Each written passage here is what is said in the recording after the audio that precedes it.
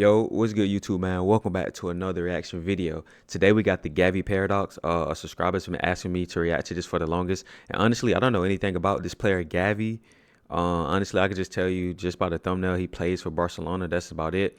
But today we got the Gavi paradox, man. Before we get started, make sure I hit that like button, hit that subscribe button as well, and let's get to it. All right, here we go, y'all. Imagine a footballer without a clear best position, who lacks the quality around the box to be considered a forward, who doesn't progress the ball like the best midfielders, and who makes far too many fouls to be a reliable defender. Bro, he sucks. He sucks then, right? Now we're gonna let the video play. Let the video play. What if I also told you that same player may be one of the most valuable footballers in the world, who could be a mainstay in one of Europe's elite teams, and who could be decisive in the biggest games on the biggest stages? Sounds like something doesn't add up, but this Yeah, it sounds footballer crazy. is very real, and his name is Pablo Martín Paes Gavira, better known as Gavi, Barcelona's La Masia prodigy, who by most metrics offers nothing special, and yet for that exact reason may offer far more than any of us realize. He offers nothing special, but for that exact reason, he may offer more than we realize. How is that possible? That's interesting. Gavi arrived on the scene in 2021 as a 17-year-old midfielder and made waves for 17. his reliability at such a young age. What was clear from the start was that this was a technically gifted footballer, perhaps what you'd expect from a La Masia graduate. His ball reception is immaculate, he keeps the ball tied close to his body, and he can use his frame to hold off challenges. Okay. All of that lends itself to high press resistance and a reliable player in possession. You can trust Gavi with the ball pretty much anywhere. Bro, he reminds me of like Curry. Think about when Curry like runs off all of those screens and stuff. I'm not saying that he's running off of screens and all of that, but it's just the way he's moving with the ball. He's always going in these little circles and turning in and out. I know that gets tiring, bro. Tiring to defend and chase after. And he can keep it and recycle it under pressure. However, what really cemented his place in the first team was not just technical quality, but his understanding of the game, which allowed him to become IQ. very versatile. Back in the days of Xavi Hernandez, Barcelona were operating with this 3-4-3 formation, a system effectively made up of 4 midfielders. And what made Gavi so valuable at the time was its ability to play all 4 of these roles with near equal proficiency. He could Nice. play as more of a possession metronome in deeper areas, but he was also smart and dynamic enough to play the more advanced roles, operating in the half spaces and even attacking the box. So I got a question, y'all. In basketball, it's this thing that a lot of people are talking about. If y'all watch basketball like in the early 2000s and stuff like that, y'all know positions. It's different positions like point guard, shooting guard. Y'all know point guard plays this position, he does this. Shooting guard plays this position, he does this. Center plays this position, he does this. But nowadays, in the new era of basketball, you can have a small forward that can bring the ball down and play the point guard, or a shooting guard that can play the point guard position, or a shooting guard that can play the small forward position. But whenever it gets to the playoffs and stuff like that, you can see that no, this team really needs a point guard. Like, okay, this person was good, but no, we really need a point guard to be really good. So nowadays it's a lot of positionless basketball. They want people who can do everything. But like I said, in the playoffs and stuff like that, where a team can really zone in on you, you really need a point guard. You really need a center that can rebound and defend the rim and stuff like that. Is it the same way in soccer? Like, yeah, this person can play all of these positions and he's really good at all of these, but do we need somebody who's really good at this one thing? If y'all get what I'm trying to say, let me know if y'all get what I'm trying to say. Sorry if I Sure, explained it a Gavi little weird. understood perfectly what his coach, Xavi, wanted from him at any time and in any area of the pitch. He just got it. Of course, at that time, Barcelona were also recovering from financial ruin and operating with a very turbulent squad. So the fact that Gavi was so versatile and reliable made him a consistent starter before he turned 20 years old. And his value reflected Nice. that. In 2024, he was valued as high as £100 million, according to FootMob. And What would as y'all do always, with that if you want money, to check man? out the data for yourself, you can download the FootMob app through the code on screen or the link in the description. But even as Gavi was making a name for himself, there was an ongoing discussion as to what the future held for him. It wasn't even clear where his best position actually was.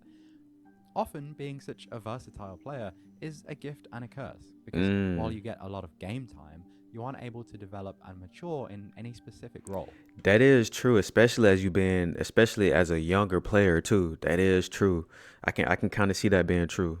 And if we fast forward to Gavi's progress under Hansi Flick, we see the reality of that dilemma. It surprised me to realise that Gavi was actually available for the majority of Flick's first season, from October until June. But despite that, he played fewer minutes than almost any other established player.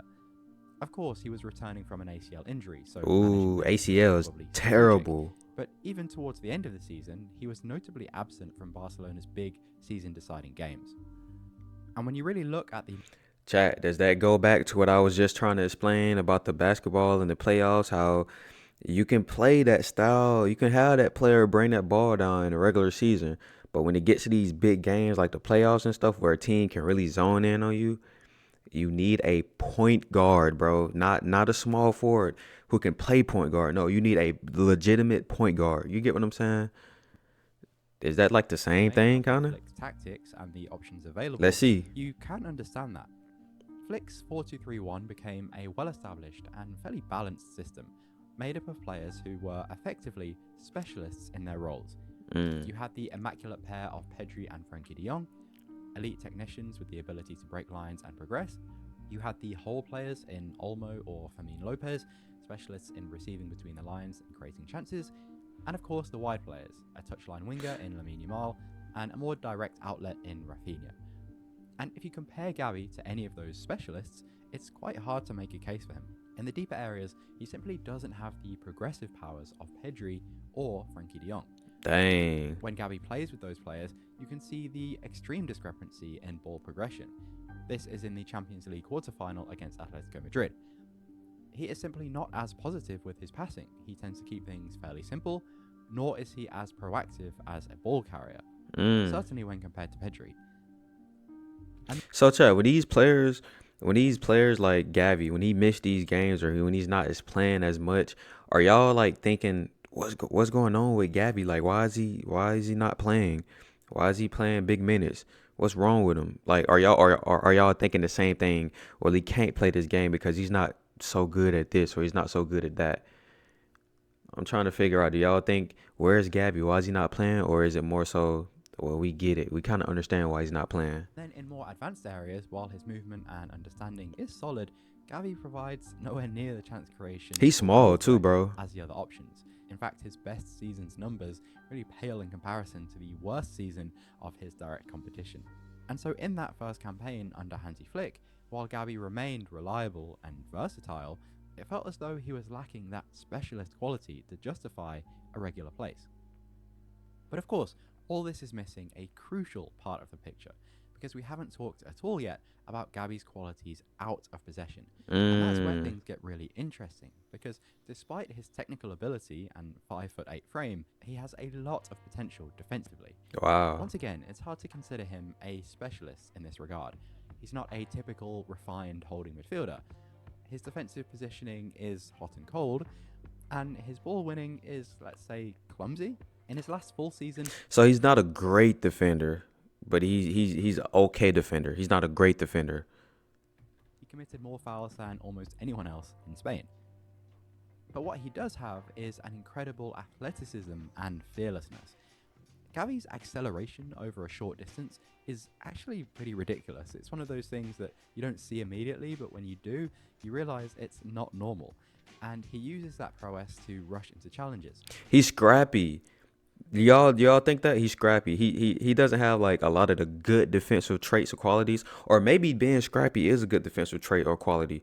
But what I'm saying is he doesn't have that get up, that stay in front of you type of defensive strategy. He's more of like a scrapper, something like that. Do y'all kind of agree? There is absolutely no fear when contesting duels. Put those things together, and Gavi possesses this rare and valuable trait of being able to cover multiple defensive roles at the same time. That is, he can be blocking a passing lane or marking another player, but then spring into action to apply That's pressure nice. or win a loose ball. It's transitions in particular that quick ground coverage is so useful because he shifts with lightning speed from possession option to ball winner, even across fairly large distances. So while he's But not he the wasn't most even paying natural attention. ball winner, This combination of traits makes Gavi, in reality, a very useful defensive player. In fact, in El Clasico just prior to his ACL injury, Gavi played as a defensive midfielder and made more defensive actions than any of his teammates, making 47 pressures and recovering the ball 9 times. Okay. And it's no surprise that a performance like that came against a Look at him team strapping like Vinny Real Madrid, up. a team that, unlike most others in Spain, are on a similar competitive level to Barcelona. Because it's in those conditions that Gavi's true value suddenly becomes more clear, and his lack of specialization becomes much more of a gift than a curse. I've been stressing this entire time that Gavi's best role is unclear. Rather than a specialist, you could consider him more of a generalist. But Okay. he's not just any generalist, because across the board, in almost every aspect of being a professional footballer, his foundations are far above average. That goes for his technical level, his physical level, and his game intelligence. Mm. Now, as we've seen, that doesn't end. Hey, and that I think in all sports that would get you on the field. Especially these two, like being your IQ of the game, your knowledge of the game, and based on your play, your physical play, you being scrappy, you being everywhere on the field or everywhere on the court. You know what I'm saying? You getting your hands dirty, basically. You doing all of the dirty work. That'll get you playing on the field and stuff like that. I'm not so sure about soccer wise, but in other like basketball for sure, bro. Your IQ and you being physical, scrappy, being a energy guy, that'll get you on the court, bro. Necessarily give you an advantage over your peers, particularly at a club like Barcelona. When your team spends the majority of the season dominating games with almost 70% of the ball, it seems reasonable to prioritise players who turn that possession into chances. Yeah, makes Why would you sense. pick Gavi over Fermin Lopez, Dani Olmo, or even Frenkie de Jong, all of whom are more likely to create the goals that win you those games? But as soon as those games become more even against Real Madrid or in the Champions That League, makes sense. everything changes.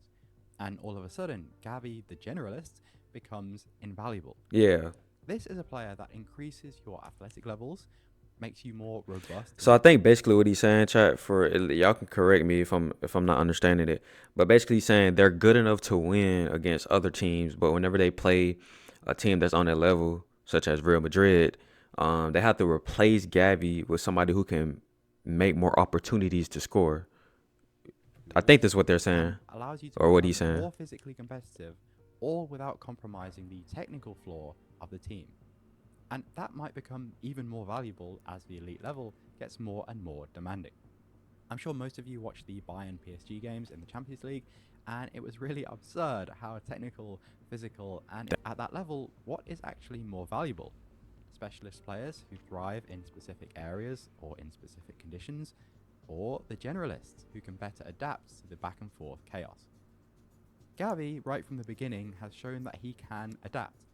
He's smart enough to understand what his team and teammates need at any given time, while That's what a remaining play. competitive both physically and technically. Now, of course, Gavi isn't the only player with this generalist skill set. Others that come to mind are Real Madrid's Fede Valverde, and to some extent PSG's João Neves.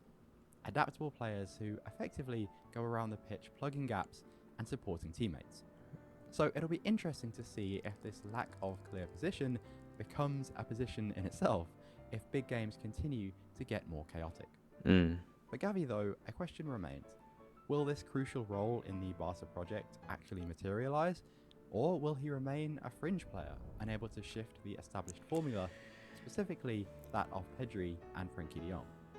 Well, if you want to learn why that partnership is so remarkable and will be so difficult Hey, to chat. I don't know, man. This is the end of this video. Honestly, I don't know what Buddy should do. Maybe he's happy in that position, which I mean, he plays, bro. He plays. He just doesn't play, I guess, the big games. I don't know, bro. And then I have to watch him play regular season and stuff like that, and just see how he plays, and then I don't know. I don't know. How y'all feel about this? Y'all let me know in the comments down below. Y'all know more about it than I do. So y'all let me know how y'all feel in the comments down below, man. I appreciate y'all clicking on, vibing out, helping me understand more about the sport, helping me understand more about the game, man. I really do appreciate all the love y'all been showing, bro.